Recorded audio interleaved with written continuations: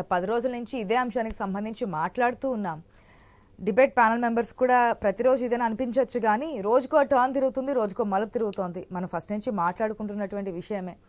ఎప్పుడు ఏ విధంగా టర్న్ అవుతుంది, అది అసలు 100 రోజుల సభలో క్యాజువల్గా తిరుమల లడ్డూను కూడా ఈ విధంగా అపవిత్రం చేస్తారన్న కామెంట్ దగ్గర నుంచి ప్రాయచిత దీక్ష అంటూ మెట్లు కడగడం మొదలుపెట్టిన తర్వాత ప్రకాష్ రాజ్ స్పందించడం, కేంద్రానికి సంబంధించి నాయకులు మాట్లాడడం, ఇక్కడ నుంచి ఢిల్లీకి లెటర్స్ వెళ్ళడం, ఆ తర్వాత హైకోర్టు నుంచి సుప్రీంకోర్టులో పిటిషన్లు వేయడం, ఇవన్నీ చూసిన తర్వాత ఇప్పుడు మళ్ళీ ఏదైతే చంద్రబాబు చేసినటువంటి కామెంట్స్ సంబంధించి ప్రాయచిత్, ఇక్కడ కూడా ఒక చిన్న క్లారిటీ ఏంటంటే, మొన్న 3 నాయకులు కలిపి ప్రెస్ మీట్ పెట్టారు. అయితే అంబటి రాంబాబు, రోజా వీళ్ళందరూ సెపరేట్గా ఎవరికి వాళ్ళు కామెంట్స్ చేస్తున్నారు. మన పేర్ని నాని, కొడాలి నాని, వల్లభనేని వంశీ, 2 మాజీ మంత్రులు, ఒక మాజీ ఎమ్మెల్యే కలిపి ప్రెస్ మీట్ పెట్టున్నారు. ఒకరేమో లేదు ప్రాయచిత దీక్ష అంటే ఎవరు చేస్తారు, తప్పు చేసిన వాళ్ళు చేస్తారు, ఎందుకు చేస్తున్నారు ఇదంతా చెప్పడము, ఆ గుళ్ళు కడగడము, అది ఏం జరుగుతోంది అంటూ మాట్లాడారు పేర్ని నాని. వెంటనే కొడాలి నాని మాట్లాడుతూ, మేము ప్రాయచిత దీక్ష చేస్తున్నాము, 28వ తేదీన ప్రాయచిత పూజ చేస్తున్నాము, 28వ తేదీన ఈ విధంగా అని చెప్పున్నారు. జగన్మోహన్ రెడ్డి కూడా వెళ్ళబోతున్నారని తెలుస్తుంది. అసలు వెళ్తున్నారని చెప్పి క్లియర్ కట్కి ఇప్పటికే తెలుస్తుంది, అన్ని గుళ్ళల్లో కూడా ప్రాయచిత పూజ చేస్తామని. డిక్లరేషన్ అనే అంశం తెర మీదకి వచ్చింది. మరి వైసీపీ నేతల డిక్లరేషన్ సంబంధించి ఏం క్లారిటీ ఇస్తారు చూద్దాం. రమేష్ గారు, గుడ్ మార్నింగ్ అండి. గుడ్ మార్నింగ్ ఆశా గారు, ప్యానల్లో ఉన్న సభ్యులందరికీ, ఐ న్యూస్ ప్రేక్షకులందరికీ కూడా వెరీ గుడ్ మార్నింగ్ అండి. రమేష్ గారు, డిక్లరేషన్ గతంలో మీ ప్రభుత్వం ఉన్నప్పుడు, వైవి సుబ్బారెడ్డి వీళ్ళందరూ ఉన్నప్పుడు డిక్లరేషన్ అనే అంశం లేదని చెప్పి పక్కన పెట్టేశారు. కానీ ఇది ఎప్పటి నుంచో ఉంది. సోనియా గాంధీ వచ్చినప్పుడు డిక్లరేషన్లో రాశారు, అబ్దుల్ కలాం వచ్చినప్పుడు రాశారు. ఎవరైనా సరే అన్య మతస్థులకు సంబంధించినటువంటి వారు వస్తే ఆ డిక్లరేషన్ మీద మాకు ఆ తిరుమల తిరుపతి వెంకన్న మీద నమ్మకం ఉంది అని చెప్పి డిక్లరేషన్ రాసి వెళ్ళాలనేది. ఇప్పుడు జగన్మోహన్ రెడ్డి కూడా అలిపిరి దగ్గర, అంటే అలిపిరి ఇంకా స్టార్ట్ కాక ముందే గరుడ విగ్రహం దగ్గరే డిక్లరేషన్ రాసిన తర్వాతే ఆయన కాలినడక స్టార్ట్ చేయాలనేది నడుస్తూ ఉంది. ఏమంటారు, చేయబోతున్నారా జగన్మోహన్ రెడ్డి? ఇప్పుడు డిక్లరేషన్ ఇప్పటి వరకు లడ్డు వివాదం అయిపోయిందండి. ఇప్పుడు డిక్లరేషన్ విషయం మీద మరో కొత్త వివాదాన్ని సృష్టించడానికి తెలుగుదేశం, జనసేన, బీజేపీ నాయకులు ప్రయత్నం చేస్తున్నారు.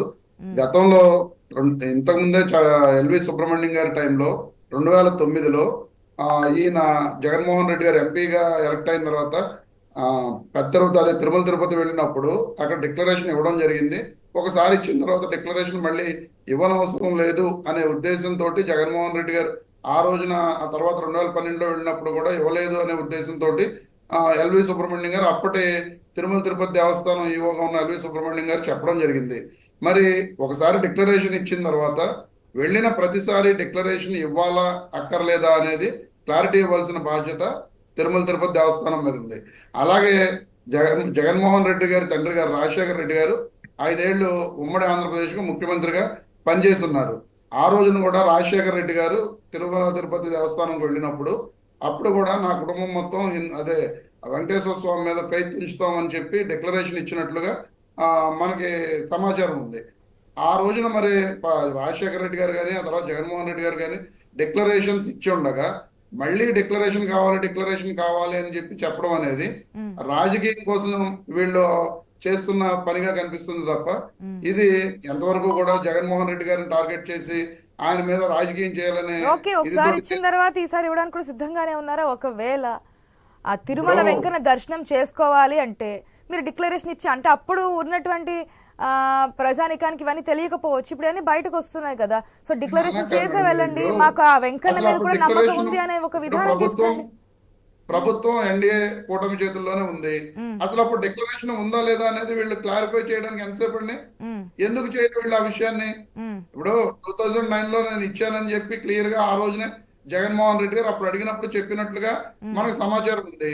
అది క్లియర్ గా ఇచ్చారా లేదా అనేది ఇప్పుడు ఉన్న ఈఓ గారు కానీ, లేకపోతే ఈ రాష్ట్ర ప్రభుత్వం కానీ ఆ రోజున జగన్మోహన్ రెడ్డి గారు డిక్లరేషన్ ఇచ్చారు, లేదు ఆ రోజున జగన్మోహన్ రెడ్డి గారు డిక్లరేషన్ ఇవ్వలేదు అని చెప్పి చెప్పడానికి వీళ్ళు వచ్చిన ఇబ్బంది ఏంటంటే, క్లియర్ గా వీళ్ళు చెప్పాల్సిన బాధ్యత ఉంది కదా.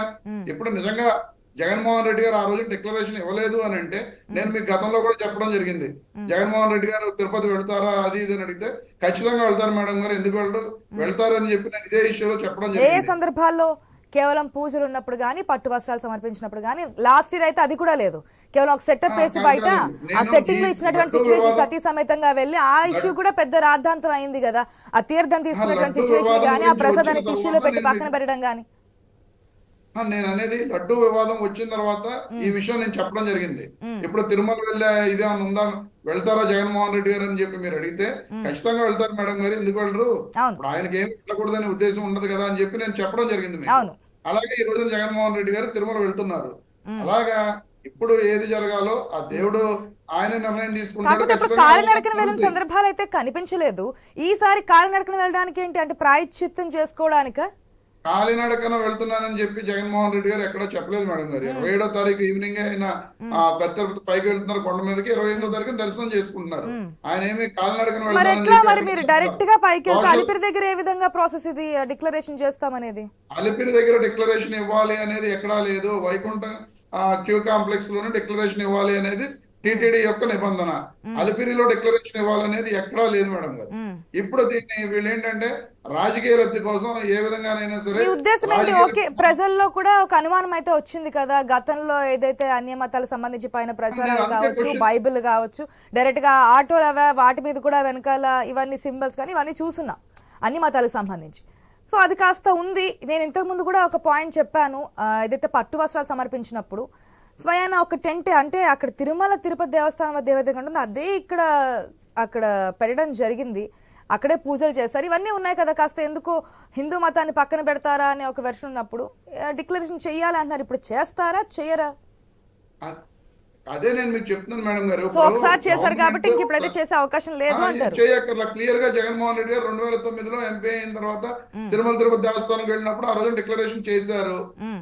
అదే విషయంలో 2012లో మళ్ళీ వెళ్ళినప్పుడు ఇదే ఇష్యూ వస్తే ఎల్వి సుబ్రహ్మణ్యం గారు క్లియర్ గా జగన్మోహన్ రెడ్డి గారు నేను 2009లో చేశాను కదా, మళ్ళీ నేను చేయవలసిన అవసరం ఏముంది అని చెప్పి చెప్పడం జరిగిందని చెప్పి అక్కడ అధికారులు చెప్పినట్లుగా ఎల్వి సుబ్రహ్మణ్యం గారు ఆ రోజున సమాధానం చెప్పడం జరిగింది. ఇప్పుడు నేను క్లారిటీగా అడుగుతున్నాను గవర్నమెంట్ ని. ఇప్పుడు గవర్నమెంట్ తరఫున జనసేన వాళ్ళు కానీ మన టీడీపీ కానీ ప్రతినిధులు ఇద్దరు ఉన్నారు, బీజేపీ వాళ్ళు ఉన్నారు, ముగ్గురు ఉన్నారు. ఆ ముగ్గురు క్లారిటీ ఏముంది? ఇప్పుడు 2009లో జగన్మోహన్ రెడ్డి గారు డిక్లరేషన్ ఇచ్చారా ఇవ్వలేదా? అలాగే ఒకసారి డిక్లరేషన్ ఇచ్చిన వ్యక్తి ప్రతిసారి డిక్లరేషన్ ఇవ్వాలా అనేది క్లారిటీ చేయవలసిన బాధ్యత ఎవరి మీద ఉందండి? అడుగుదాం. ఇది కూడా క్లారిటీ రావాలి కదా. అంటే ఒకసారి చేస్తే సరిపోతుందా, లేదంటే ఏదైనా ఒక టైం పీరియడ్ అంటూ ఉంటుందా? ఒక నిమిషం రమేష్ గారు, మీరు చెప్పిన పాయింట్ కూడా కన్సిడర్ చేద్దాము. ప్యానెల్లో నిజంగానే కూటమికి సంబంధించినటువంటి లీడర్స్ కూడా మన ప్యానెల్ మెంబర్స్ ఉన్నారు కాబట్టి ఈ డిక్లరేషన్ సంబంధించి ఒకసారి చేసిన తర్వాత రెండోసారి చేయాల్సిన అవసరం ఉంటుందా? ఒకవేళ చేసిన టైం తర్వాత మళ్ళీ ఏదైనా వేరే మతాలకు సంబంధించి వాళ్ళు వెళ్తే కనుక మళ్ళీ డిక్లరేషన్ చేయాల్సిన అవసరం ఏదైనా ఉంటుందా? టైం పీరియడ్ ఏదైనా ఉంటుంది? ఇవన్నిటి గురించి కూడా క్లారిటీగా మాట్లాడదాం. షార్ట్ బ్రేక్ తర్వాత stay tuned.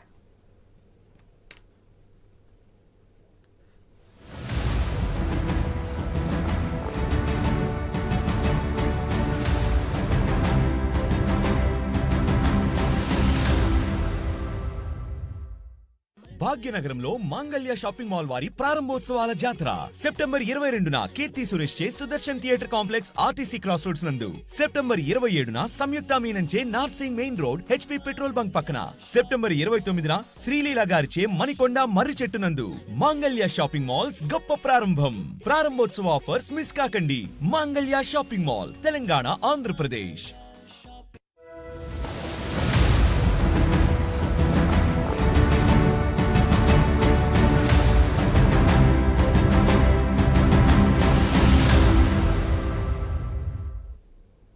Welcome back to news agenda. S Ravikiran గారు, గుడ్ మార్నింగ్ అండి. Good morning. దాదాపుగా మన డిబేట్స్లో మీరు అన్ని క్లియర్ కట్గా విత్ ప్రూఫ్స్ ఏదైతే లెటర్స్ ఉన్నాయో లేదంటే ఆ డేట్స్ ఇవన్నీ కూడా ముందు పెట్టుకొని మాట్లాడుతూ ఉంటారు.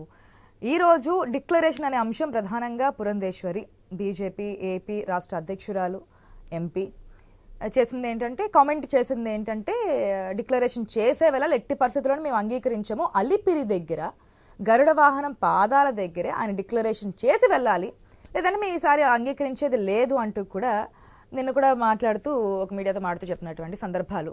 అదేవిధంగా ఇంకోటి కూడా దాని గురించి కూడా మాట్లాడదాం. వేద పాఠశాల దగ్గర మసీద్ నిర్మించడానికి పర్మిషన్ ఇచ్చారు, ఎట్లా ఇదన్నీ కూడా మాట్లాడారు, దాని గురించి మాట్లాడదాం. అయితే 2009లోనే డిక్లరేషన్ ఇచ్చారు జగన్మోహన్ రెడ్డి ఎంపీగా గెలిచిన తర్వాత. 2012లో అడిగారు, అదే క్లారిఫికేషన్ ఇచ్చారు. ఇప్పుడు మళ్ళీ రాజకీయ కోణంలోనే దీన్ని తిప్పడానికి చూసి ఏదో బ్లేమ్ చేయాలని ఒక కారణంగా దీన్ని వెతుక్కుంటున్నారు తప్ప ఇదేది కాదంటున్నారు. ఇప్పుడు ఉన్నటువంటి డౌట్స్ ఏంటంటే, మీ దగ్గర పెట్టాం, ఇంతకుముందు బ్రేక్కి ముందు కూడా చెప్పడం జరిగింది, డిక్లరేషన్ అనేది ఒకేసారి ఇవ్వాలా, సరిపోతుందా, లేదంటే దానికి ఏదైనా టైం పీరియడ్ ఉంటుందా, ఒక 5 years 10 years తర్వాత వస్తే కనుక ఇది విధంగా చేయాలనేది.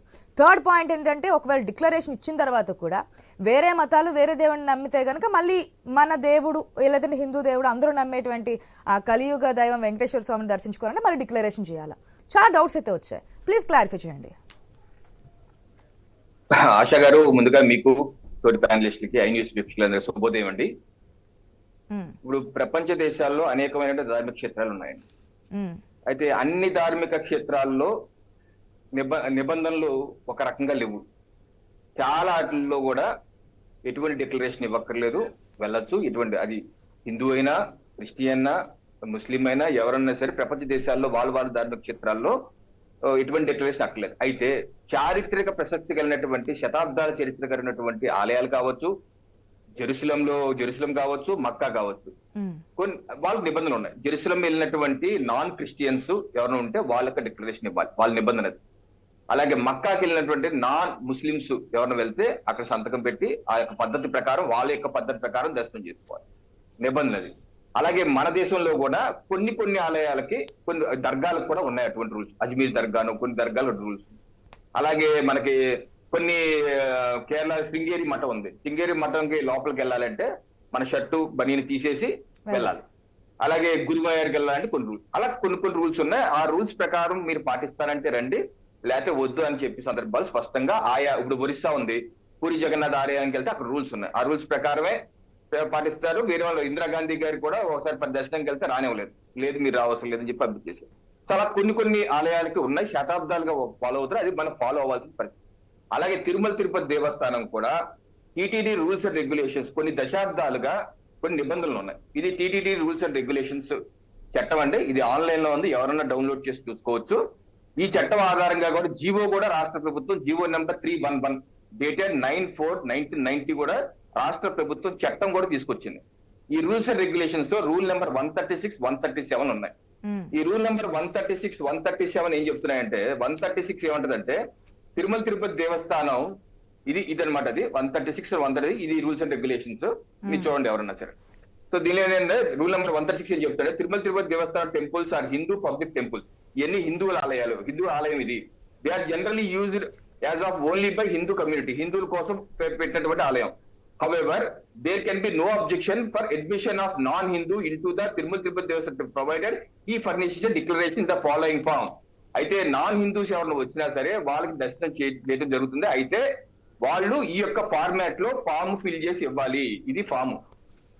ఈ ఫామ్ ప్రకారం అక్కడ వచ్చినటువంటి హైందవేతరులు ఎవరైనా సరే వాళ్ళ పేరు, వాళ్ళు ఏ మతం ఆచరిస్తున్నప్పటికీ నాకు తిరుపతి బాలాజీ స్వామి నమ్మకం ఉంది అని చెప్పి ఆయన అడ్రస్, పేరు, సంతకం పెట్టి కింద ఒక సాక్షి సంతకం కూడా ఉండాలి. సాక్షి సంతకం కూడా ఉండి ఆ యొక్క ఫామ్ ని ఆ అధికారికి ఇవ్వాలి. ఇది రూల్ నెంబర్ 136 చెప్తుంది. ఓకే, రూల్ నెంబర్ 137 ఇది రూల్ నెంబర్ 137. రూల్ నెంబర్ 137 ఏం చెప్తుంది, the declaration shall be presented to the Tirupati Devasthanam office in-charge of the temple who may after making such enquiry as deemed fit accord permission sought for. ఏదైతే ఈ form fill చేసిన తర్వాత అధికారి office incharge మీరు ఇవ్వాలి. ఇచ్చిన తర్వాత ఆయన ఎంక్వైరీ చేసుకొని అదనంగా ఆయన పర్మిషన్ ఇస్తారు. On grant of such permission he can be admitted in to the temple in the same manner as any other pilgrimage admitted. ఆయన పర్మిషన్ ఇచ్చాక మాత్రమే మీరు దర్శనం చేసుకుంటాక అవకాశం ఉంటుందని చెప్పేసి ఈ రెండు చట్టాలు రూల్ నెంబర్ 136, 137 చెప్తున్నాయి. సో ఇప్పుడు హైందవేతరులు ఎవరైనా సరే they are most welcome in Tirumala, స్వామివారి దర్శనం చేసుకోవచ్చు. అయితే ఈ నిబంధనలు పాటించాలి. ఈ నిబంధనలు ఎక్కడ మీరు ఒక్కసారి సంతకం పెడితే లైఫ్ టైం మీరు పెట్టక్కర్లేదు, ఎక్కడ రూల్ నెంబర్ 137 లో లేదు. అంటే ఎన్నిసార్లు వస్తే అన్నిసార్లు కూడా డిక్లరేషన్ ఇచ్చి వెళ్ళాల్సిందేనా? ఎన్నిసార్లు వస్తే అన్నిసార్లు నేను డిక్లరేషన్ ఇవ్వాల్సిందే. అక్కడ హైందవేతరులు ఎప్పుడు వచ్చినా దే ఆర్ మోస్ట్ వెల్కమ్. వచ్చినప్పుడు 2012లో కూడా ఇదే ఇష్యూ వచ్చినప్పుడు సుబ్రహ్మణ్య స్వామికి ఇదే క్లారిటీ ఇస్తే ఒప్పుకున్నారంటున్నారు కదా, మరి అప్పుడు ఎందుకు అంగీకరించారు?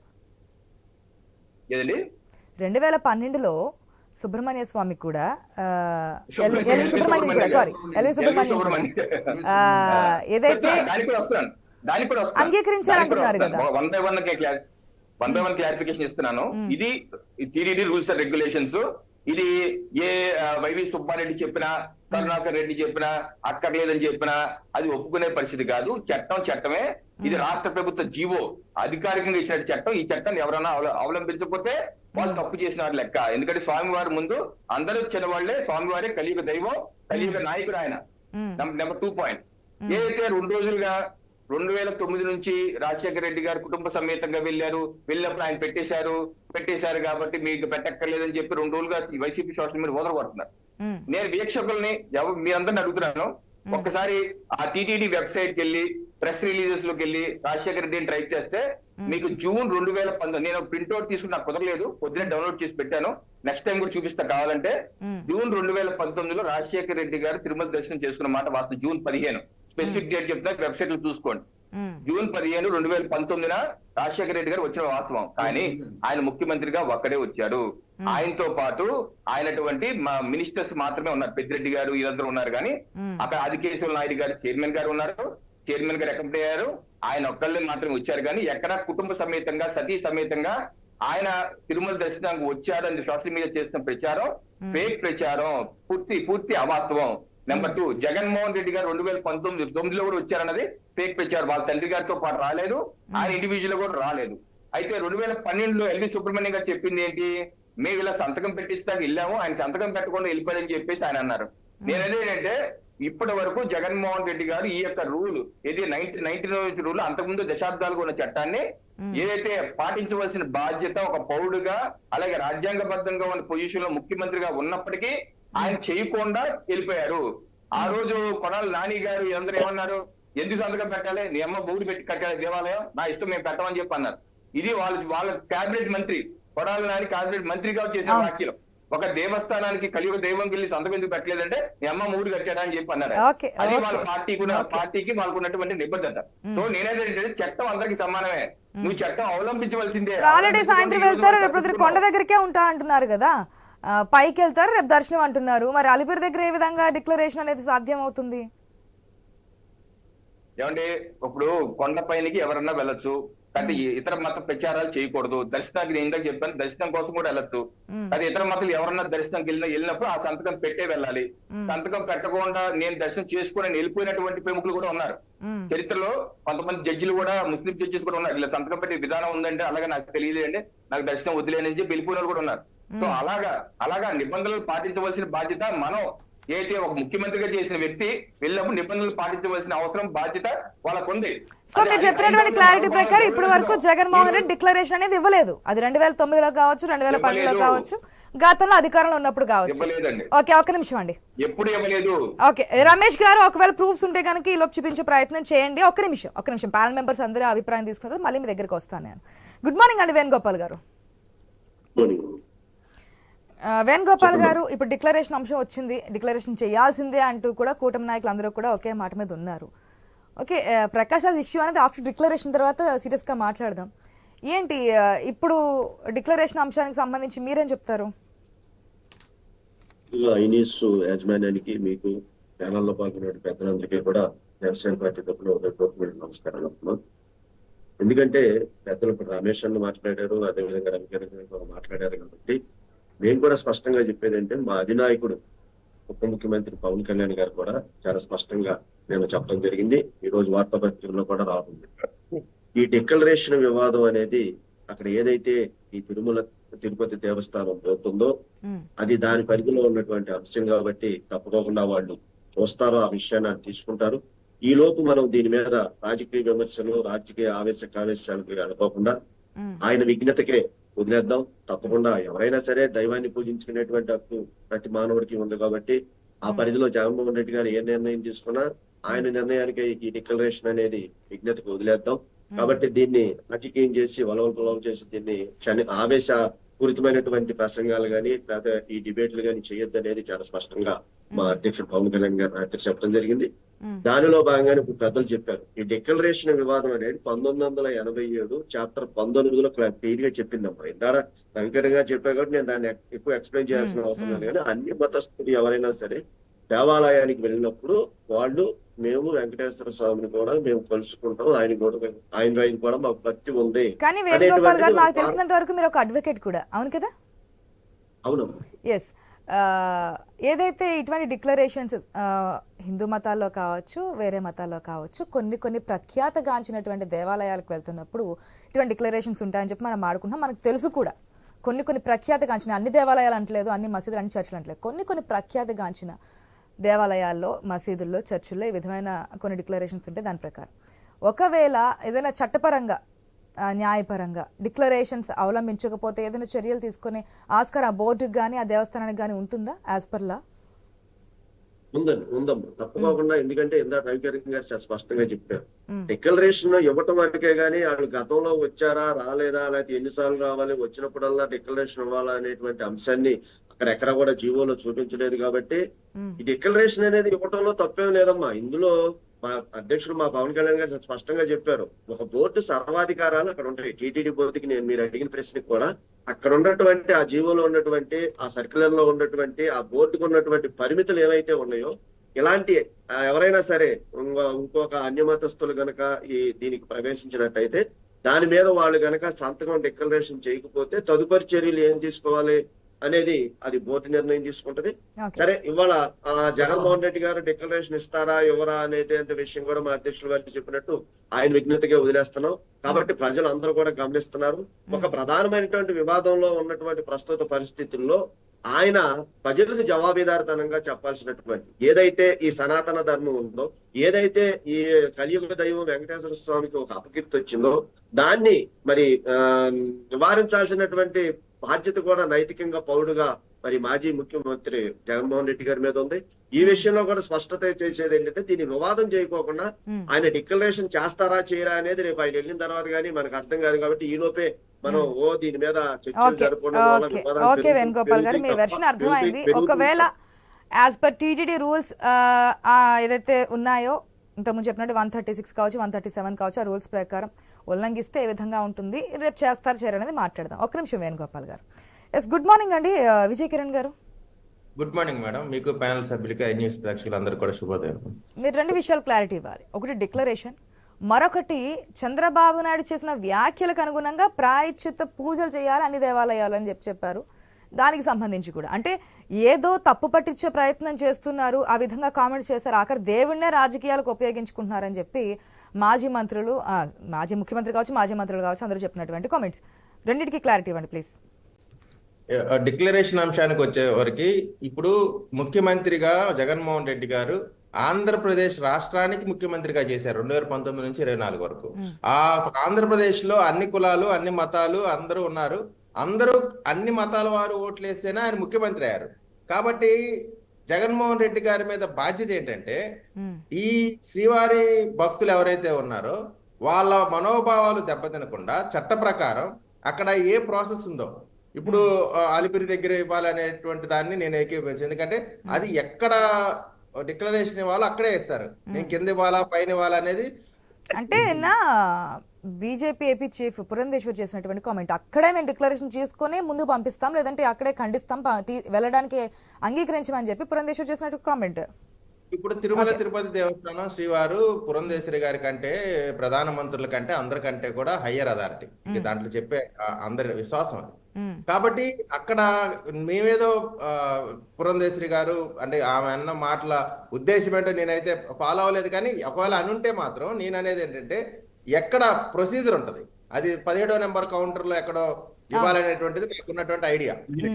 సో అక్కడ ఖచ్చితంగా ఇచ్చి వెళ్ళటం ద్వారా జగన్మోహన్ రెడ్డి గారు శ్రీవారి భక్తులకి, వాళ్ళ మనోభావాలకి, ఆ విశ్వాసాలకి గౌరవించినట్టయితే ఇది వివాదాన్ని పెద్దది చేయకుండా దీన్ని ఇంతటితో ముగించే ఉద్దేశం ఉంటే, ఏది రాజకీయ పబ్బం గడుపుకుందాం లేదా రాజకీయంగా ఏదైనా వివాదం సృష్టిద్దాం అనేది జనరల్ గా ఏ రాజకీయ పార్టీ కూడా అనుకోదు. ఒకవేళ జగన్మోహన్ రెడ్డి గారు అలా అనుకుంటే, శ్రీవారి భక్తులకి గౌరవ వివాదాలుచుకుంటే, అట్లా వాళ్ళు ఒకవేళ ఇవ్వని పక్షం ఉండవు. అట్లా డిక్లరేషన్ ఇవ్వని పక్షులు అధికారులు వాళ్ళ ఉద్యోగం చేయాల్సిందే కదా. వారు ఖచ్చితంగా చట్ట వ్యతిరేకమైనటువంటి టీటీడీ రూల్స్ అండ్ రెగ్యులేషన్స్ పాటించిన వారికి దర్శన ప్రవేశం ఇవ్వరు. సింపుల్. కాబట్టి దీన్ని కూడా రాజకీయంగా వాడుకోవడం అనేది ఎవ్వరం కూడా, ఏ రాజకీయ పార్టీ అయినా సరే, ఇది మత విశ్వాసాలకు సంబంధించి చాలా సెన్సిటివ్ ఇష్యూ. ఈ సెన్సిటివ్ ఇష్యూకి నాకు తెలిసి ఇప్పటికే జగన్మోహన్ రెడ్డి గారి ఆఫీస్ నుంచి ఒక ప్రకటన విడుదల చేయాల్సింది. ఖచ్చితంగా మేము టీటీడీ రూల్స్ పాటిస్తాము, ఆ పాటించి దాని ప్రకారం మేము ఫాలో అవుతామంటే అసలు ఇంత యాంబిగ్యూటీ కానీ ఇంత గొడవ కానీ ఏం లేకుండా పోయేది. సరే, ఇక పురంధేశ్వరి గారు ఇచ్చినటువంటి కామెంట్కి సంబంధించి అయితే టీటీడీ రూల్స్ ప్రకారం ఎవరైనా ఫాలో అవ్వాల్సిందే, అది పురంధేశ్వరి గారైనా, ప్రధానమంత్రి గారైనా, ముఖ్యమంత్రి గారైనా. కాబట్టి దాని ప్రకారం ఫాలో అవ్వాలి. ఇక చంద్రబాబు నాయుడు గారికి సంబంధించిన చేసిన మాటలు, వ్యాఖ్యలు, చంద్రబాబు నాయుడు గారి వ్యాఖ్యలు. ఇప్పుడు చంద్రబాబు నాయుడు గారు ఆంధ్రప్రదేశ్ కస్టోడియన్.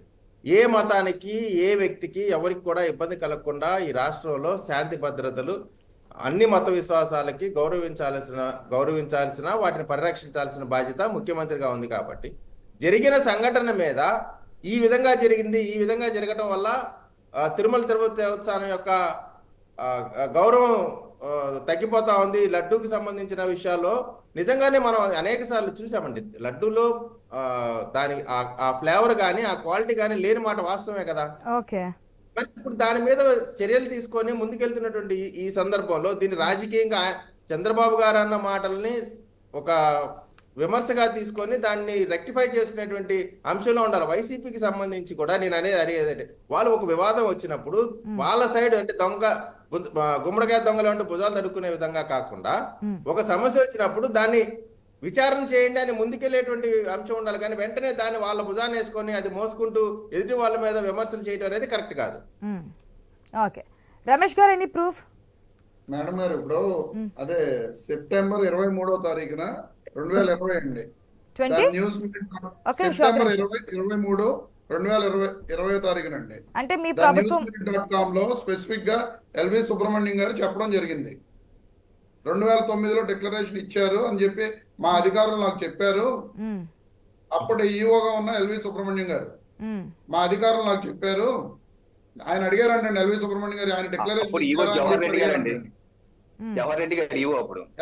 ఎల్వి సుబ్రహ్మణ్యం గారు ఈఓ అండి. 2020లో జవహర్ రెడ్డి గారు, 2020లో జవహర్ రెడ్డి గారు, ధర్మారెడ్డి గారు ఎవరైనా కాదు 2020 కాదండి.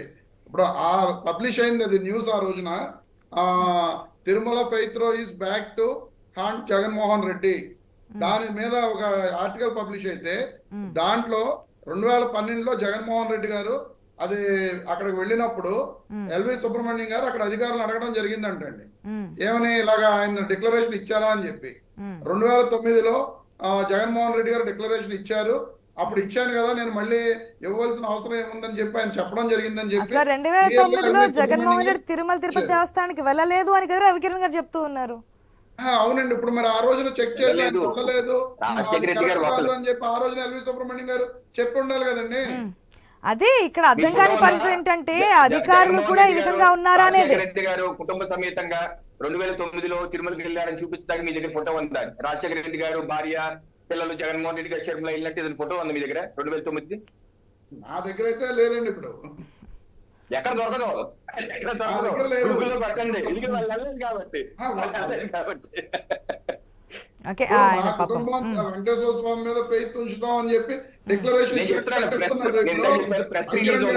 టీటీడీ దేవస్థానం ప్రెస్ రిలీజ్ లో స్పష్టంగా ఉంది. రాజశేఖర రెడ్డి గారు మాత్రం నా దగ్గర ఫోటోలు కూడా ఉన్నాయి, ఎవరన్నా చూసుకోండి. దాంట్లో జగన్మోహన్ రెడ్డి గారు లేరు, సతీ సమితంగా లేరు. ఫొటోస్ లో లేకపోవచ్చు, కానీ ఆ డిక్లరేషన్ ఫామ్ లో నా కుటుంబం క్లియర్ గా వెంకటేశ్వర స్వామి మీద ఫెయిత్ ఉంచుతామని చెప్పి డిక్లరేషన్ ఇచ్చినట్టుగా రాజశేఖర రెడ్డి గారు అప్పుడు చెప్తున్నారు. మళ్ళీ ఇప్పుడు మాట మారుతోంది రమేష్ గారు, ఏదో ఒక దాని స్టిక్కర్ అయి ఉండండి. నా కుటుంబం వెంకటేశ్వర స్వామిని నమ్ముతోందనా, జగన్మోహన్ రెడ్డి నాకు వెంకటేశ్వరుడి మీద నమ్మకం ఉందనా? మీరు రెండు మాటలు తేడా వస్తున్నాయి. ప్లీజ్ ఒకసారి చెక్ చేసుకుని క్లారిటీ ఇవ్వండి. రాజశేఖర రెడ్డి గారు దర్శనానికి వెళ్ళినప్పుడు 2009వ సంవత్సరంలో నా కుటుంబం నాతో సహా నా కుటుంబం అంతా కూడా వెంకటేశ్వర స్వామిని నమ్ముతుందని చెప్పి డిక్లరేషన్ ఇచ్చారా? లేదు జగన్మోహన్ రెడ్డి స్వయంగా నాకు ఆ వెంకటేశ్వరుడు మీద నమ్మకం ఉంది అని చెప్పి డిక్లరేషన్ ఇచ్చున్నారా? నా కుటుంబం వెంకటేశ్వర స్వామి మీద ఫెయిత్ ఉంచుతున్నామని చెప్పి. సో జగన్మోహన్ రెడ్డి డిక్లరేషన్ ఎక్కడా లేదు. జగన్మోహన్ రెడ్డి తరపున రాజశేఖర రెడ్డి డిక్లరేషన్ అంటున్నారు మీరు, అంతే కదా? లేదు, నేను రాజశేఖర రెడ్డి గారి కుటుంబం రాజశేఖర రెడ్డి గారి డిక్లరేషన్ వల్ల ఇప్పుడు ఇచ్చినట్లుగా మేము చెబుతున్నాం, అది కాదు అని చెప్పాల్సిన బాధ్యత ప్రభుత్వం మీద ఉంది. ఇప్పుడు ఆయన ఎలాగో వాళ్ళ చేతిలో ప్రభుత్వం ఉంది కదా, ఇప్పుడు డిక్లరేషన్ ఎంతసేపు అన్నది తీయడం, ఉమ్. వాళ్ళు దానికి క్లారిటీ ఎవరు? ఇప్పుడు పోనీ 2 మరొక days నుంచి అంశం, చర్చ నడుస్తుంది. ఏదైతే అలా కదండి, ఒక్కసారి ఆశా గారు. పెట్టాలి అనే రూల్ కూడా ఏమీ లేదు, ఒకవేళ పెట్టాలనుకుంటే అవును. పెట్టి వెళ్ళొచ్చు అనేది. ఇప్పుడు కూడా పెట్టి వెళ్తే సరిపోతుంది కదా, వారి విజ్ఞతకి వదిలేస్తాము, ప్రజల ముందు ఆయన చెప్పే సమాధానం అదే అంటూ పవన్ కళ్యాణ్ చెప్పారని వేణుగోపాల్ గారు చెప్తూ ఉన్నారు. ఇప్పుడు వీళ్ళు రాజకీయ లబ్ధి కోసం ప్రయత్నం చేస్తున్నారు కాబట్టి మేము ఎందుకు పెట్టాలి అనేది మేము అడుగుతున్నాం. ఇప్పుడు ఆ రోజున మేము ఇప్పుడు మేడం గారు మొన్న నేను ఆ రాజకీయ లబ్ధి చేకూర్చే విధంగా వెళ్తారా, లేదంటే ఆ రాజకీయ లబ్ధిని మీకు డైవర్ట్ అయ్యే విధంగా చేయబోతున్నారా? ఆశా గారు అదే చెప్తున్నా, వాళ్ళు ప్రయత్నం చేస్తున్నారు కాబట్టి అని చెప్తున్నప్పుడు, నేను మొన్న ఓ టీవీ ఛానల్ డిబేట్ లో టీడీపీకి చెందిన ఒక ముస్లిం ఆయన చెప్పారు. ఏమని చెప్పారంటే క్లియర్ గా, నేను 2 సార్లు తిరుమల తిరుపతి దేవస్థానం అక్కడ పైన స్వామివారిని దర్శించుకున్నాను, కానీ నేను మా వాళ్ళతో పాటు వెళ్ళిపోయింది తప్ప నేను ఎటువంటి డిక్లరేషన్ ఇవ్వలేదని చెప్పి ఒక ముస్లిం వ్యక్తి క్లియర్ గా చెప్పడం జరిగింది. ఇలా ప్రతి ఒక్క చాలా సందర్భాలు అంటే వచ్చిన భక్తులందరినీ కూడా మీరు ఏంటి అని చెప్పి అడిగే క్వశ్చన్ వేయాలంటే సాధారణంగా వేయలేరు కదా, మెయిన్ పర్సన్స్, తెలిసిన పర్సన్స్ వేరు కదా రమేష్ గారు. మీరు ఒకసారి ప్లీజ్ ఒకసారి అర్థం చేసుకోండి, కొన్ని లక్షల మంది రోజు దర్శనం చేసుకుంటారు ఆ కలియుగ దైవాన్ని, ఎంతో భక్తితో కొలుస్తూ ఉంటారు. అలా వచ్చిన లక్షల మందిని మీరు ఏ మతానికి సంబంధించిన వారు ఏ మతాన్ని నమ్ముతున్నారంటే కూడా డిక్లరేషన్స్ ఇచ్చి వెళ్ళే అవకాశం ఉంటుందా?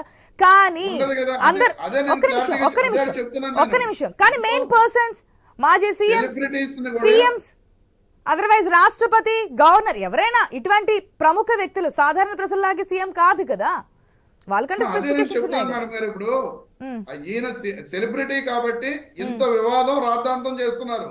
అదే సెలబ్రిటీ కానప్పుడు ఇది జరగదు. అదే నేను క్లారిటీ ఇస్తున్నా మీకు. ఇప్పుడు జగన్మోహన్ రెడ్డి గారు మాజీ ముఖ్యమంత్రి, సెలబ్రిటీ కాబట్టి ఈయన ఇంత వివాదం చేస్తున్నారు. నిజంగా ఈ రోజున ప్రభుత్వం వాళ్ళ చేతిలో ఇంకొకటి, ప్రాయశ్చిత దీక్ష చేయడానికి రీజన్ ఏంటి? మీలోనే మీ మంత్రులే 2 కామెంట్స్ చేస్తున్నారు with in fraction of minutes. ఒకరేమో తప్పు చేసిన వాళ్ళు ప్రాయశ్చిత దీక్షలు చేస్తారంటున్నారు, వెంటనే మరొక మాజీ మంత్రి ఏమో లేదు మేము ఈ కామెంట్ సంబంధించి ప్రాయశ్చిత పూజలు చేస్తున్నాం అని కూడా అంటున్నారు. అంటే తప్పు చేశారు కాబట్టి మీరు చేస్తున్నారా, లేకపోతే ఏ కామెంట్ మేము స్టిక్ అని ఉండాలి?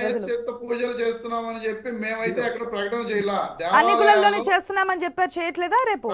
కాదండి, అదే చెప్తున్నా. పార్టీ తరఫున చేసిన ప్రకటన ఏంటంటే, చంద్రబాబు నాయుడు గారు చేసిన అబద్ధపు అసత్యపు మాటలకి ఆ దేవుణ్ణి అదే లడ్డూని ఆయన అపవిత్రం చేశారు కాబట్టి ఆ అపవిత్రపు మాటల కోసం దేవుణ్ణి క్షమించమని చెప్పి మేము పూజలు చేస్తున్నాం తప్ప ప్రాయశ్చిత్త పూజ అని చెప్పి కొడాలని క్లియర్ కట్ గా చెప్పారు. ప్లీజ్ చెక్ చేసుకోండి.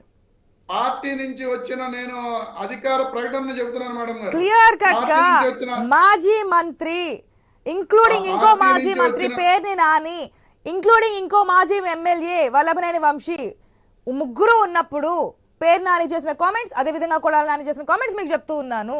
ప్రాయశ్చిత్త పూజ చేస్తున్నామని చెప్పి క్లియర్ గా చెప్పారు. ఇప్పుడు పవన్ కళ్యాణ్ గారు తప్పు చేశారని చెప్పి ప్రాయశ్చిత్త పూజ చేశారు. మీరు దాన్ని ఖండిస్తున్నారు కదా, మీరు ఆ విధంగా చేయడానికి ఖండిస్తున్నారు, మీరు చేయడానికి రీజన్ అంటున్నాం.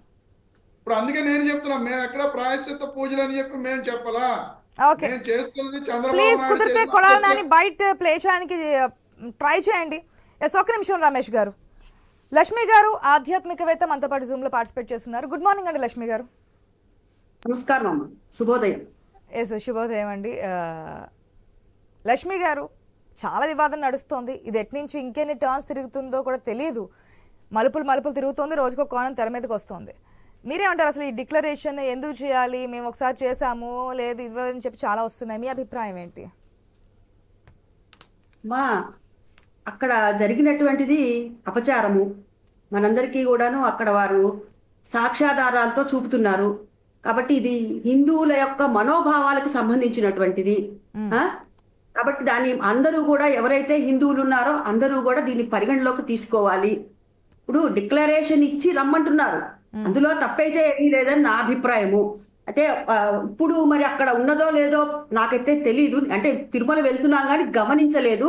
ఒకప్పుడు మా చిన్నతనంలో మేము వెళ్ళినప్పుడు అయితే కనుక అక్కడ ఒక బోర్డు ఉండేది, అన్య మతస్థులకి ప్రవేశము లేదు అనేటటువంటిది ఉండేది. అంటే నాకు తెలిసి నా చిన్నతనంలో నేను విన్న మాట ఏమిటంటే, మన ప్రధానమంత్రిగా చేసినటువంటి శ్రీమతి ఇందిరాగాంధీ గారు, వారు ప్రధానమంత్రి హోదాలో కూడా రావటం జరిగింది. వస్తే ఘన స్వాగతం, మరి దేశానికి ప్రధానమంత్రి ఆవిడ కాబట్టి ఘన స్వాగతం జరిగింది, ఇచ్చారు, ఘన స్వాగతంతో ఆహ్వానం పలికారు. పలికితే ఆవిడ లోపలికి వచ్చారు. వస్తే అప్పుడు ప్రధాన అర్చకులు ఎవరైతే ఉన్నారో వారు అక్కడ అడ్డగించడం జరిగింది. జరిగితే మీకు ఈ ధ్వజస్తంభం వరకు మాత్రమే ప్రవేశం ఉంది, ఆలయం లోపలికి ప్రవేశం లేదు అని చెప్పటం జరిగింది అని నా చిన్నతనంలో మా పెద్దవాడు నాకు చెప్పినటువంటి మాట.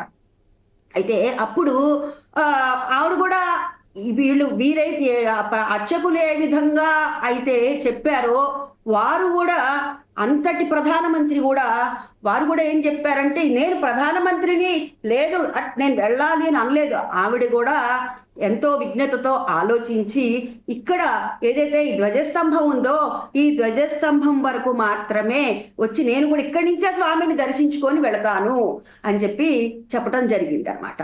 అంటే ఇక్కడ మీరన్నట్టుగా ఇవాళ అనేకమైనటువంటివి జరుగుతున్నాయి. డిక్లరేషన్ ఇవ్వాలి కదా అని అంటే డిక్లరేషన్ ఇచ్చి రమ్మంటున్నారు వారు చెప్తోంది అదే, డిక్లరేషన్ ఇచ్చి రమ్మంటున్నారు. మరి ఇప్పుడు ఇప్పుడు నేను కావచ్చు, ఇంకోరు కావచ్చు, మేమందరం కూడా పార్టీలకు అతీతం. మేము మన ధర్మం కోసమని మన చేతనైనటువంటి మంచి చెప్పాలి, ధర్మాన్ని కొంచెం ముందుకు తీసుకెళ్లే ప్రయత్నం చేస్తూ ఉన్న వాళ్ళం మేమందరం కూడా. అయితే ఇక్కడ వారు గవర్నమెంట్ ఉండగా ఎప్పుడైనా సరే నాకు తెలిసి సతీ సమేతంగా వచ్చి స్వామివారికి కానీ పట్టుబట్టలు కానీ ఏమన్నా ఇచ్చినటువంటి దాఖలాలు ఉన్నాయా అని అడుగుతున్నాను నేనే కాదు చాలా మంది. అసలు ఇంకొక చిన్న సలహా కూడా తల్లి, ఇప్పుడు మరి మనకి ఇప్పుడు అసలు ముఖ్యంగా ఈ వివాదం ఎక్కడి నుంచి వచ్చింది అంటే ఈ గోఘృతం నుంచి, అంటే ఆవు నెయ్యిలో ఉన్నటువంటి కల్తీ వల్ల మనందరికీ కూడా ఇప్పుడు ఇంతటి ఘోరమైనటువంటి అపచారం జరిగింది. ఎవరికి వాళ్ళు మరి ప్రాయశ్చిత్తం చేసుకోవాల్సిన పరిస్థితిలో ఉన్నాం కదా. మరి అలాంటప్పుడు గోశాలనే విస్తృతంగా కూడా అక్కడ ఏర్పాటు చేయొచ్చు తిరుమలలో అని మా యొక్క ఉద్దేశం అమ్మ. ఇప్పుడు మరి కావలసిన స్వామివారికి కావలసినటువంటి పూజా ద్రవ్యాల్లో ముఖ్యమైనటువంటి పుష్పాలని అక్కడ వనము ఏర్పాటు చేసి అక్కడ నుంచే పుష్పాలన్నీ కూడా సేకరించి స్వామివారికి ఇస్తున్నారు కదా తల్లి. మరి అలాంటప్పుడు ఇది కూడా గోశాలను కూడా ఇంకా కొంచెం విస్తృతంగా ఏర్పాటు చేసి అక్కడ కుదిరితే అక్కడ చేయటం. లేని పక్షంలో ఏం చేయాలంటే మనకి తెలుగు రాష్ట్రాల్లోనే అనేకమైనటువంటి దేవాలయాలు ఉన్నాయి. ఆ అనేకమైనటువంటి దేవాలయాలు ఉన్న చోట ప్రతి దేవాలయంలో ఉన్నటువంటి గోశాలల నుంచి కూడాను ఆ గోకృతాన్ని సేకరించాలి. అదే కాదు, ఇంకా కొంచెం ప్రతి దేవాలయం ఎక్కడైనా దేవాలయాల్లో గోశాలలు లేకపోతే గోశాలను నిర్మించటము, ఏదో గోశాల పెట్టామా ఒక్క ఆవుని పెట్టామా కాదు, కనీసము ఒక 5 ఆవులన్నా కూడా పెట్టాలి. అలా చేయటం వల్ల కూడా మనకి కూడా చక్కగా విస్తృతంగా జరిగేటటువంటి అక్కడ కార్యక్రమాలు కైంకర్యాలకి అంతా కూడా మన దగ్గర నుంచే మన నెయ్యి కూడా సరఫరా చేసుకోవచ్చని మా యొక్క అభిప్రాయం అమ్మ. ఇది సంబంధించి టీటీడీ కూడా రిపోర్ట్ చేయడం జరిగింది, కంప్లైంట్ చేయడం జరిగింది. దానికి సంబంధించి ముందుకు వెళ్తున్నారు. ఆడ సిట్ ఉంది, కోర్టులో కూడా న్యాయస్థానాలు చెప్తున్నాయి. కాబట్టి లడ్డు వివాదానికి సంబంధించి మనం గత నుంచి మాట్లాడుతున్నాం. ఇది రావడానికి కూడా లడ్డూనే కారణం. కాకపోతే ఇప్పుడు డిక్లరేషన్ గురించి మాట్లాడుతున్నాం, మీరు కూడా దాన్ని స్వాగతిస్తున్నారు. ఓకే, డిక్లరేషన్ జరగాలి అనేది ప్రతి ఒక్కరు కోరుకుంటున్నారు. కాదు కదా నెయ్యిని వాడేటటువంటిది. ఇప్పుడు మాకు ఇంట్లో రోజు నిత్య మహానైవేద్యం ఉంటుంది. ఈ మహానైవేద్యం అలాగే ఇంట్లోనే పెట్టేటటువంటి దానికి అక్కడ భగవంతుడికి సమర్పించేటటువంటి కైంకర్యాల్లో పాయింట్ కరెక్టే. ఆర్ డైరీ మీద కూడా కంప్లైంట్ చేయడం జరిగింది టీటీడీ అని కూడా చెప్తూ ఉన్నాను నేను. ఓకే అమ్మా, శుభం తల్లి, అది జరగాలని చేయడం జరిగింది. ఈ విధంగా చేసినప్పుడు రిపోర్ట్ వచ్చింది 100 to 140 ఉండాలి, కానీ 20 బిలో ఉంది. దీంట్లో ఏ విధంగా ఉందనేది చెప్పడం జరిగింది. ఐ థింక్ దాని ప్రకారం సిట్ విచారణ కూడా జరుగుతుంది కాబట్టి ముందుకెళ్తారని చెప్పి కోరుకుందాం. మీ అభిప్రాయం కూడా డిక్లరేషన్ చేసే వెళ్ళాలి అనేది మీ అభిప్రాయం కూడా. ఓకే, ఏదైనా కావచ్చు. రేపు ఏ విధంగా జరుగుతోంది? డిక్లరేషన్ చేసి వెళ్తారా, లేదంటే ఆల్రెడీ చేస్తున్నాం కాబట్టి చేయకుండా వెళ్తామని చెప్పి వెళ్తారా? వెయిట్ చేసి చూద్దాం. అమ్మా, నేను గతంలో జరిగినటువంటి సంఘటన, ప్రైమ్ మినిస్టర్ గా ఉన్న ఇందిరాగాంధీ గారు జరిగిన సంఘటన కూడా చెప్పాను నేను. ఇప్పటి వరకు డిబేట్ లో వచ్చిందండి, ప్రస్తావన వచ్చింది, కాదనడం లేదు. అబ్దుల్ కలాం గారు చేస్తున్నారు, మీరందరూ కూడా చెప్పే ఉన్నారు. నేను ఇప్పుడే జాయిన్ అయ్యా కదమ్మా, అందుకని నాకు తెలియదు. నాకు తెలిసినటువంటి విషయాలు నేను పంచుకున్నాను. ఓకే, థ్యాంక్ యూ అండి. వేణుగోపాల్ గారు, ఇంకొక ఇష్యూ ఏంటంటే ట్విట్టర్ వార్ మనం చూస్తూనే ఉన్నాం. పవన్ కళ్యాణ్ వర్సెస్ ప్రకాష్ రాజ్ అనే విధంగా మొదట మీరు డిప్యూటీ సీఎంగా ఉన్నారనే దగ్గర నుంచి స్టార్ట్ చేస్తే హీరో కార్తీని ఈ విధంగా అన్నారనే దగ్గర నుంచి నేను షూటింగ్లో ఉన్నాను పక్క రాష్ట్రాల్లో విదేశాల్లో. సో రాగానే మీకు క్లారిటీస్ నేను సమయం ఉంటే చెక్ చేసుకున్నాను దగ్గర నుంచి ఇప్పుడు జస్ట్ ఆస్కింగ్ అంటూ కూడా ఎందుకే అవుతారు అంటూ కూడా మాట్లాడుతున్నారు. ముందు గెలిచిన తర్వాత అంటూ కూడా ఏంటి అసలు ఎందుకు వస్తుంది ఈ వార్ అనేది, కారణం ఏంటి, ఏమనుకోవాలి?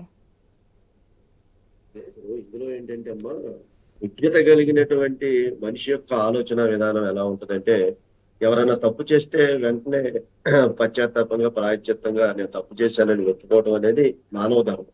ఇందులో ఎవరో దీనికి ఏదో చట్టాలు శిక్షించాల్సిన అవసరం లేదు. కానీ ఇక్కడ జరిగినటువంటి రెండు విషయాలు, ఇప్పుడు ప్రకాష్ రాజ్ గారి విషయంలో కానీ హీరో కార్తీక్ గారి విషయంలో కూడా జరిగినటువంటి విషయం ఏంటంటే, ఆ రోజున ఆడియో ఫంక్షన్ లో జరిగినటువంటి బాడీ లాంగ్వేజ్, ఒక యాంకర్ గారు అడిగినటువంటి లడ్డు కావాలా బాబు అనేటువంటి లడ్డు కావాలా బాబు అనే దానికి పాపం ఆయన కూడా ఏమన్నాడంటే, ఇది సున్నితమైనటువంటి విషయము, దీన్ని నో కామెంట్ అని అన్నారు తప్ప ఎక్కడా కూడా ఒక మాట ఎక్కువ వెళ్ళ. కానీ పవన్ కళ్యాణ్ గారి యొక్క ఆలోచన ఏంటంటే, ఆయన కనకదుర్గమ్మ గుడిలో మాట్లాడినటువంటి మాటలు ఏంటంటే, ఇవాళ ఈ సనాతన ధర్మం మీద ఇవాళ మన స్వాముల మీద జోకులు వేస్తున్నారు, సరస్వతీదేవి మీద జోకులు వేస్తున్నారు, వినాయకుడి మీద జోకులు వేస్తున్నారు. కనీసం ఇప్పుడు జరుగుతున్నటువంటి పరిస్థితుల్లో నోరిప్పి ఇది జరుగుతుంది తప్పు అనేటువంటిది మాట్లాడలేకపోతున్నారు. మాట్లాడకపోగా సినిమా ఫంక్షన్ లో కూడా దీన్ని వేళనగా చేసుకుని ఎకిలిగా అంటే జోకులు వేసుకునే పరిస్థితికి ఈ సనాతన ధర్మం వెళ్ళిపోతుంది, ఇది మంచిది కాదు అని అన్న మాటగా వెంటనే కార్తీక్ గారు రియాక్ట్ అయ్యారు. నాకు తప్పు అయిపోయింది క్షమించమని అడగడం, ఆ చాప్టర్ అంతతో క్లోజ్ అయిపోయింది. రెండోది ఏంటమ్మా, ఈయన ప్రకాష్ రాజ్ గారు అందేంటి, ఆయన మాట్లాడేది ఏంటి, ఇది జాతీయం దాకా చెయ్యాలా అంటే ఒక పౌరుడు యొక్క సనాతన ధర్మాన్ని ఉన్నారు కదా అని అదే మాట్లాడుతున్నాం. ఇప్పుడు ఒక జాతీయ లెవెల్లో వెళ్ళాలని అంటే సరే, దానికి ఆయన ఏంటి చేసాడమ్మా, నేను విదేశాల్లో లండన్లో ఉన్నాను, 30వ తారీఖున మీరు అడిగిన ప్రశ్నలన్నిటికీ సమాధానం చెబుతాను. ఓకే సరే, నేను 30వ తారీఖున అన్ని చెప్తాను అనే దానికి చాలా అర్థాలు ఆయన దాంట్లోనే మేము కూడా అర్థం చేసుకున్నాం. సరే, మేము కూడా ఏమనుకున్నాం అంటే 30వ తారీఖు దాకా వెయిట్ చేస్తున్నాం ఆయన పవన్ కళ్యాణ్ గారు మాట్లాడిన దానికి ఏం మాట్లాడతాడని. కానీ ఇక్కడ రాజకీయం చేస్తుంది, మళ్ళా రెండో టిట్ పెట్టాల్సిన అవసరం ఏముంది. ఎన్నికలకు ముందు ఒక అవతారం, ఎన్నికల తర్వాత ఒక అవతారం అనేటువంటి మాటని ఆయన ఉద్యోగంగా అంటే రెచ్చగొట్టేటువంటి విధంగా ఇవాళ మాలాంటి కార్యకర్తలు కూడా ఆస్కింగ్ అని చెప్పి పెట్టారు. కానీ అక్కడ ఎక్కడ పవన్ కళ్యాణ్ పేరు కానీ ఇది కానీ కోట్ చేయలేదు. ఆ ట్వీట్ కూడా మనం స్క్రీన్ లో చూస్తూ ఉన్నాం. అర్థమవుతుందమ్మా. ఇప్పుడు జరుగుతుందంతా కూడా చుట్టూ కూడా ఒక వివాదం మీద జరుగుతుంది. అది ప్రతిరోజు ఏదన్నా అవనవచ్చు, ఆ సబ్జెక్ట్ మీద వెళ్తుంది తప్ప అది అవతారం అప్పుడేంటి ఇప్పుడేంటి అనేది ఎవరు ఏమనుకుంటున్నారు మీరు? ఎన్నికల గెలవక ముందు ఒక అవతారం, గెలిచిన తర్వాత ఒక అవతారం, ఏంటి అవతారం, ఎందుకు అయోమయం అంటున్నారు, ఏది నిజం అంటూ క్వశ్చన్ చేస్తున్నారు. ఆయన క్వశ్చన్ అర్థం ఏమనుకోవచ్చు? తప్పుకోకుండా మేమైతే మా అధ్యక్షుడు పవన్ కళ్యాణ్ గారి యొక్క నియమ నిబంధనలకే లోబడి ఉన్నాం. తప్పకుండా ఆయన 30వ తారీఖున వచ్చి దీని మీద కూడా ఈ అవతారం గురించి కూడా మాట్లాడిన రోజు మేము తప్పకుండా దానికి సమాధానం తిరిగి మేము చెబుతాం. దీని వివాదానికి మేము తీసుకువెళ్ళదలుచుకోలేదు. మీరు అన్నట్టే ఎక్కడా కూడా పవన్ కళ్యాణ్ గారి పేరుని సూచించలేదు కాబట్టి ఆ వివాదాన్ని మేము ముందుకు వెళ్ళదలుచుకోవాలి. ఆయనే కనుక స్వయంగా పవన్ కళ్యాణ్ గారి పేరు పెట్టి మాట్లాడితే మాత్రం 30వ తారీఖున ఆయన ఏదైతే సమాధానాలు అడుగుతాడో దానికి కూడా మా అధ్యక్షుడు వారు కానీ ఆయన తరఫున మా కార్యకర్తలు మేము కూడా సిద్ధంగా ఉన్నాం అనేటువంటి విషయాన్ని మేము చెప్తున్నాం. దాన్ని మేము రాజకీయం చేయదలుచుకోవట్లేదు. కాకపోతే మరో పాయింట్ ఏంటంటే, ప్రకాష్ రాజ్కి మన ఏపీ రాజకీయాలతో ఎటువంటి సంబంధం లేదు, అంతే కదా?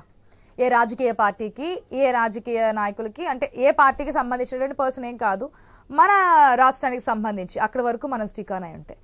కానీ ప్రకాష్ రాజ్ చేసినటువంటి కామెంట్స్కి మాజీ మంత్రులు స్పందిస్తున్నారు. మీరేమంటారు? ఆయన చేసిన దాంట్లో తప్పే ఉంది, మా పార్టీకి సంబంధించినటువంటి పర్సన్స్ కాకపోయినా అంటూ కూడా స్పందిస్తూ ఉన్నారు. తప్పేంటి అని అడిగిన దానికి అని.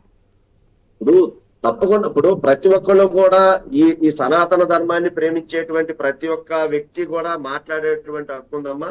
తప్పుకోకుండా ఆయన మన రాష్ట్రం ఆయన కాకపోయినప్పటికీ కూడా ఒక దాంట్లో మన తెలుగు సినీ పరిశ్రమల్లో ఆయన కూడా ఒక నెంబర్ గా అయి ఉన్నాడు కాబట్టి అక్కడ మనోభావాలు దెబ్బతిని తొలగించాలని డిమాండ్ వస్తుంది. మీరు దానికి అంగీకరిస్తున్నారా? మీరు ఆ డిమాండ్ పెట్టారు? ఆ డిమాండ్ అనేది ఇప్పుడు మీరు చెప్పిన దాని మీద జరుగుతుంది కానీ అమ్మా, అక్కడ దానికి ఒక సంఘం ఉంది, దానికి ఒక అధ్యక్షులు ఉన్నారు, దానికి ఒక ఇది ఉంది. కాబట్టి ఆ సంఘంలో ఆ సినీ పరిశ్రమలో తీసుకోవాల్సిన నిర్ణయం తప్పకుండా ఆయన మీద తప్పు చేస్తే కనుక, ఆయన ఇలాంటి వ్యాఖ్యలు కనుక వ్యాఖ్యానిస్తే కనుక ఈ మనోభావాలు దెబ్బతిన్నటువంటి వ్యక్తులు తప్పకుండా చర్యలు తీసుకుంటారు. అలా మాట్లాడినటువంటి దాఖలాలు అయితే నేనైతే ఇప్పుడు మీరు చెప్పినప్పుడే విన్నాను. కాబట్టి దాని మీద డిమాండ్ చేసినటువంటి విధానం అయితే నేను ఎక్కడ వార్తాపత్రికలో చూడలేదు. కాబట్టి ఏదేమైనప్పటికీ కూడా అక్కడ మా అసోసియేషన్ లో కూడా నిన్న సనాతన హైదరాబాద్ ధర్మాన్ని ఫిలిం గౌరవించే ఛాంబర్ దగ్గర కూడా ధర్నా చేశారండి బీజేపీ నాయకులు. అదేనమ్మా. అందుకని అక్కడ మనోభావాలు దెబ్బతిన్నటువంటి ప్రతి ఒక్క వ్యక్తి కూడా ఈ భారతదేశంలో ప్రపంచంలో పుట్టినటువంటి సనాతన ధర్మాన్ని ప్రేమించే ఏ వ్యక్తి అయినా సరే ఈ ఒక తప్పు జరిగినప్పుడు మాట్లాడేటువంటి హక్కు, స్వేచ్ఛ, స్వతంత్రాలు భారత రాజ్యాంగం మనకు కల్పించింది. కాబట్టి తప్పకుండా ఆయన తప్పుని ఎత్తి చూపేటువంటి అధికారం మాత్రం ప్రతి పౌరుడికి ఉందని సో మాత్రం నేను 30th చెప్పగలను. లో క్లారిటీ వస్తుంది ప్రకాష్ రాజ్ వర్సెస్ పవన్ కళ్యాణ్ ఎందుకు తప్పకుండా నడుస్తుంది ఆయన తప్పకుండా కామెంట్స్ ఆయన ఏంటనేది. ఆయన ఆయన ఏం Okay. మాట్లాడదలుచుకున్నా స్వేచ్ఛగా వింటాం. దానికి సరైనటువంటి సమాధానం మా అధ్యక్షుల వారి ఆదేశాల ప్రకారం మేము మాట్లాడటానికి మేము కూడా సిద్ధంగా ఉన్నాం. ఓకే రమేష్ గారు మీరేమనుకుంటున్నారు? ఎందుకు అంటే అంబటి రాంబాబు కానీ కొంతమంది మాజీ మంత్రులు కానీ చేసినటువంటి కామెంట్స్ ఇంతకుముందు నేను చెప్పాను, మా పార్టీకి సంబంధించినటువంటి పర్సన్ కాదు, ఆయనకి మాకు సంబంధం లేదు, కాకపోతే ఆయన చేసినటువంటి ట్వీట్కి ఏం తప్పు ఉంది, ఊగిపోతున్నారంటూ ఆయన భాషలో, ఆయన శైలిలో, ఆయన వే ఆఫ్ స్టైల్లో ఆయన చెప్పడం జరిగింది. ఏంటి ఎందుకు మీరు ప్రకాష్ రాజ్ కామెంట్స్ని పరిగణలోకి తీసుకొని మాట్లాడుతున్నారు మీ నాయకులు? యాక్చువల్గా ప్రకాష్ రాజ్ గారు గతంలో నేషనల్ పార్టీస్ మూలంగా ఈ దేశం అంత అభివృద్ధి చెందలేదు, లేకపోతే ఆయనకి ఒక నేషనల్ పార్టీస్ మీద ఒక అభిప్రాయం, మంచి అభిప్రాయం లేదండి. నేషనల్ పార్టీస్ మీద, నేషనల్ పార్టీలో అధికారం ఉన్నటువంటి పార్టీ పైన బీజేపీ, కాంగ్రెస్ ఇలా నేషనల్ పార్టీస్ ఏవైతే ఉన్నాయో వాటి మీద ఆయన ఈ దేశం ఇలా అయిపోవడానికి కారణం అవే, వాటి మీద నాకు ఇది లేదు, నమ్మకం లేదు అన్నట్లుగా ఆయనకి నమ్మకం ఉందండి. దాని మీద పవన్ కళ్యాణ్ గారిని మీరు బీజేపీ తోటి కలుస్తున్నారు, మళ్ళీ ఎందుకు కలుస్తున్నారు, మీరు విడిగా నాయకుడిగా ఎదగాలి అలాగేలాగని చెప్పి గతంలో వాళ్ళిద్దరి మధ్య చిన్న ఇది జరిగింది. దాన్ని బేస్ చేసుకుని అప్పటి నుంచి కూడా అలా వాళ్ళిద్దరికి అలా జరుగుతూ ఉంది. దాని మీద మొన్న ప్రకాష్ రాజ్ గారు మళ్ళీ ట్వీట్ చేశారు, ఏది పవన్ కళ్యాణ్ గారి మీద ట్వీట్ చేయడం తోటి మళ్ళీ ఇష్యూ, మళ్ళీ వాళ్ళిద్దరి మధ్య గొడవ మొదలైంది. పవన్ కళ్యాణ్ అదే ప్రకాష్ రాజ్ గారు ట్వీట్ చేసిన దాంట్లో, మీరు ఇప్పుడు ఉప ముఖ్యమంత్రిగా ఉన్నారు, దీని మీద ఇంత గొడవ చేయాల్సిన అవసరం లేదు, మీరే దీన్ని ఆదేశిస్తే, ఎంక్వైరీకి ఆదేశిస్తే, ఎందుకంటే దేశంలోనే మతపరమైన గొడవలు పోవడం జరుగుతున్నాయి, ఇంకా మళ్ళీ ఇది పెద్ద గొడవ అయితే రేపు పొద్దున చాలా ఇబ్బంది అవుతుంది కదా అన్న ఉద్దేశంలో ఆయన ట్వీట్ చేయడం జరిగింది. కానీ దాన్ని ఏంటంటే పవన్ కళ్యాణ్ గారు మళ్ళీ ఇదిగో నన్ను ఇంతకు ముందు కూడా ఆయన నాకు యాంటీగా మాట్లాడారు కదా అన్న ఉద్దేశంలో మళ్ళీ ఈయన రియాక్ట్ అయ్యి చెప్పడం జరిగింది. చెప్పండి, నేను ఏ మతాన్ని కించపరచలేదు, ఏ మతాన్ని నేను ప్రస్తావించలేదు, నేను చెప్తున్నప్పుడు ఈ విధంగా పవన్ కళ్యాణ్ గారు స్పెసిఫిక్ గా మాట్లాడారండి, హిందువులు అనేవాళ్ళు వాళ్ళకి కోపం రావట్లేదా అంటే అవును అవును సినిమాల గురించి వస్తున్నప్పుడు దీని గురించి ఎందుకు మీరు మాట్లాడరని చెప్పి రమేష్ అన్న మీరు చెప్తున్న దానికి ఒక చిన్న క్లారిటీ వేణన్న ఇప్పుడు పవన్ కళ్యాణ్ గారు స్పెసిఫిక్ గా అంతేగాని వేరే మతాల గురించి మాట్లాడలేదు కదా, నేను వేరే మతాలను అక్కడ కించపరచలేదు కదా, ఇప్పటికైనా అదే విషయాన్ని స్టిక్ అయినట్టుగా అనిపిస్తుంది. ఎందుకంటే హిందూ మతం జోలికి వస్తే అంగీకరించి ఒప్పుకోమంటూ కూడా చెప్పున్నారు కదా. చెప్పారు, నేను కాదంటలేదండి. కానీ ఆయనకి యాక్చువల్ గా ఎవరికైనా పవన్ కళ్యాణ్ గారి స్పీచ్ చూసిన వాళ్ళకి ఆయన ఏంటంటే ఉప ముఖ్యమంత్రి అయిన తర్వాత చాలా, ఎందుకంటే చాలా ఆయన పొజిషన్ లోకి వచ్చి చాలా చక్కగా గతంలో ఉన్నప్పుడు ఉన్నట్టుగా లేకుండా ఉన్నారు అని చెప్పి మేమందరం కూడా అనుకుంటా ఉన్న సందర్భాన్ని బ్రేక్ చేస్తూ ఆయన ఇప్పుడు క్లియర్ గా అర్థం కాలేదు. ఒక్కసారి క్లారిటీ, గెలవక ముందు డిప్యూటీ సీఎం అయిన తర్వాత మార్పు వచ్చిందని చెప్పి మీరు అందరూ మాడుకుంటారు, అది మంచి మార్పా చెడు మార్పా? ఏ విధమైన ఆయన నేను మారలేదు, నేను పాత మనిషిని అని చెప్పి నిరూపించుకున్నారండి ఆయన. ఎందుకంటే ఇప్పుడు గతంలో చిన్నపిల్లల విషయంలో జరిగిన అఘాయిత్యాల మీద కానీ వీటి మీద కానీ ఆయన ఎక్కడ మామూలుగా స్పందించడం జరిగింది. చూద్దాం, మన చేతిలో లేదు కదా, కోర్టులో ఉంది కదా, ఏం జరుగుతుంది అనే విధంగా జస్ట్ నార్మల్ వేలో స్పందించడం జరిగింది. గతంలో ప్రతిపక్షంలో ఉన్నప్పుడు స్పందించిన విధంగా స్పందించలేదు. కానీ మీరేమనుకుంటున్నారంటే అప్పటికిప్పటికి మార్పు రాలేదు అనేదా, మార్పు వచ్చింది అనేదా? ఇప్పుడు మొన్న జరిగిన ఇన్సిడెంట్ చూసిన దగ్గర నుంచి పవన్ కళ్యాణ్ గారిలో మార్పు రాలేదు, క్లియర్ గా మళ్ళీ ప్రొవోక్ చేసే స్పీచ్ ని మార్పు వచ్చింది అంటున్నారు కదా. మేము అనుకున్నామండి, అనుకున్నది ఆయన అలా లేరు అనేది మొన్న ఇన్సిడెంట్ బట్టి అర్థమైంది క్లియర్ గా. ఎందుకంటే ఆయన ఏం మాట్లాడారో మీరు చూసారు. ఇలాంటివే వేరే చోట జరిగితే వాళ్ళు ఊరుకుంటారా, అవును, అవును. మన వాళ్ళు చెప్పారు. అనేది మనకి క్లియర్ గా అది ప్రొవోక్ చేయడం ప్రకాష్ రాజ్ కింద కామెంట్ ని తప్పవుతుంది. సపోర్ట్ ఎందుకు చేస్తున్నారు? మీరు ఒక మాట చెప్పారు, వాళ్ళకి ఉన్నాయి, అప్పటి నుంచి నడుస్తుంది, దాని ప్రకారం వాళ్ళు వెళ్తున్నారు, ఇప్పుడు మళ్ళీ తెర మీదకి వచ్చింది.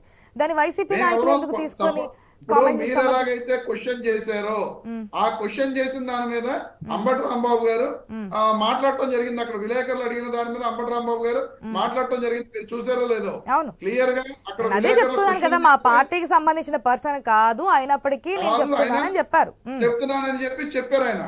మీరు ఇప్పుడు నన్ను ఎలా అయితే అడుగుతున్నారో అలా అడిగిన దాని మీద ఆయన మాట్లాడటం జరిగింది తప్ప క్లియర్ గా ప్రకాష్ రాజ్ గారు చేసిన కామెంట్స్ మీద గానీ ట్వీట్ మీద గానీ మేము మా పార్టీ తరఫున ఎత్తుకుని ఎక్కడా మేము మాట్లాడలేదు.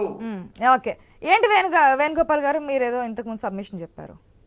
లేదు మా రమేష్ అన్న ఒకసారి మా పవన్ కళ్యాణ్ గారు మారాయణ గారు మా మనసులో నుంచి ఒక సంతోషం వచ్చింది. వెంటనే అనుకున్నామని మీరు మారలేదనేది నిరూపించుకున్నారు.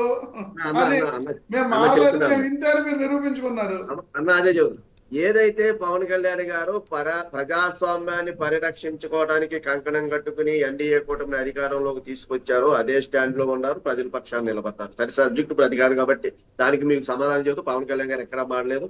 కానీ ఇందా నేను ప్రకాష్ రాజ్ గారు మాట్లాడేటువంటి మాటకి ఎందుకు అంత స్పందించాల్సి వచ్చింది అంటే, ఆయనలో ఉన్నటువంటి ఆవేదన ఏంటంటే వ్యాఖ్యానం అనేది ఎగతాళిగా వెళ్తుంది అని ఒక సినిమా ఫంక్షన్ చూపించుకుంటూ ఇక్కడ ప్రకాష్ రాజ్ గారు కూడా ఇది జాతీయ పరిస్థితుల్లో జాతీయ వివాదం, జాతీయ పరిస్థితుల్లో మాట్లాడేటువంటి మాట అనేటువంటి వ్యక్తి ఆయన కూడా మాట్లాడుతున్నాడా, ఇది ఒక సున్నితమైనటువంటి విషయాన్ని అందరం కూడా ఆలోచన చేయాల్సినటువంటి విషయాన్ని, దీన్ని జాతీయ అంతర్జాతీయ లేకపోతే గ్రామమా రాష్ట్రమా అనేటువంటి పరిధి కాదు, అది తప్పు, అది ఒకవైపే చూడొద్దు, రెండు వైపులా చూడమనేటువంటి బాలకృష్ణ గారి డైలాగ్ అని చెప్పారన్న. కొంచెం మీరు ఆవేశంగా అర్థం చేసుకున్నారు అంతేనన్నా. ఓకే, అంటే ఆయనలో మార్పు వచ్చిందనేది మీరు స్వాగతించండి అంటున్నారు ఇండైరెక్ట్ గా వేణుగోపాల్ గారు. రమేష్ గారు ఒకసారి కన్సిడర్ చేయండి, మరొకసారి ఆలోచించండి. ఎస్ రవికిరణ్ గారు, ఒక మాట ఇప్పుడు ప్రకాష్ రాజ్ గారు ప్లీజ్ కంక్లూడ్ అండి, ప్లీజ్ కంక్లూడ్ రమేష్ గారు, సమయం లేదు, అర్థం చేసుకోండి. ఏం లేదండి, ఇప్పుడు ప్రకాష్ రాజ్ గారు చేసిన ట్వీట్ ఏంటి, మీరు ఉప ముఖ్యమంత్రిగా ఉన్న రాష్ట్రంలో లడ్డూ కల్తీ జరిగింది, దోషుల్ని పట్టుకుని శిక్షించండి, ఎందుకు దేశమంతటా భయాందోళన ఎందుకు పెంచేందుకు ప్రయత్నిస్తున్నారు అని చెప్పారు ఆయన. అంతే తప్ప వేరే ఓకే ఎస్ రవికిరణ్ గారు, మీరేమంటారు, ఎందుకు నడుస్తోంది ఈ ఇష్యూ అనేది? ఇక్కడతో లాస్ట్ ట్వీట్ అని అనుకోలేం కూడా, రావచ్చు మేబీ ఇంకా ఎలాగో అవదండి, ఎందుకంటే వారు ముదిరింది. రవికిరణ్ గారు వచ్చిన తర్వాత ఓకే రమేష్ గారు, రవికిరణ్ గారు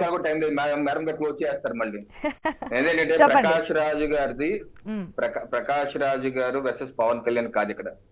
ప్రకాష్ రాజు గారు ఒక దశాబ్ద కాలంగా ప్రకాష్ రాజ్ వర్సెస్ సనాతన ధర్మం. ఆయన ఓపెన్ గా అనేక ఛానల్లో కూడా కొన్ని సంవత్సరాలు చెప్తున్నారు, నేను హిందూ వ్యతిరేకని, నేను ఈ సిస్టమ్ ని నేను ఫాలో అవను, అలాగే మా తల్లి క్రిస్టియన్, నేను ఇలాగే మాట్లాడతాను, మీకు నచ్చకపోయినా ఇలాగే మాట్లాడతాను. ఒక సందర్భంలో ఒక 5-6 ఏళ్ల క్రితం రామ్లీలా మీద, ఇది మనం నవరాత్రుల సమయంలో దేశవ్యాప్తంగా అనేక చోట్ల రామాయణాన్ని డిపిక్ట్ చేస్తూ ఒక నృత్య రూపకంలో చేస్తారు. రామ్లీలా ప్రగతి మైదానం ఢిల్లీలో అత్యంత భారీగా చేస్తారు, ప్రధానమంత్రి గారు పాల్గొంటూ ఉంటారు. ఇటీవల సోనియా గాంధీ గారు పాల్గొన్నారు. దానికి యునెస్కో, ఐక్యరాజ్య సమితి యునెస్కో కూడా intangible cultural heritage of humanity, అంటే సాంస్కృతిక వారసత్వానికి మానవత్వానికి ప్రతీక అని చెప్పి 2018లో కూడా గుర్తించింది యునెస్కో.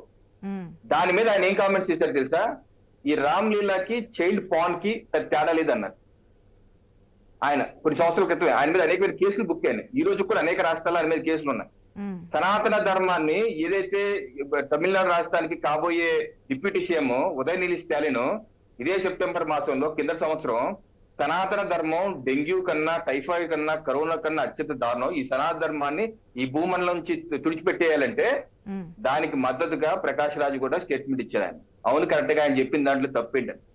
సో ఈయనకి పవన్ కళ్యాణ్ గారు ఎవరని కాదు, పవన్ కళ్యాణ్ గారు ఇచ్చిన ట్వీట్ లో సనాతన ధర్మం, ఆయన చెప్పిన సనాతన ధర్మం వచ్చింది కాబట్టి ఈయన పూనకాలు లోడింగ్ అనమాట.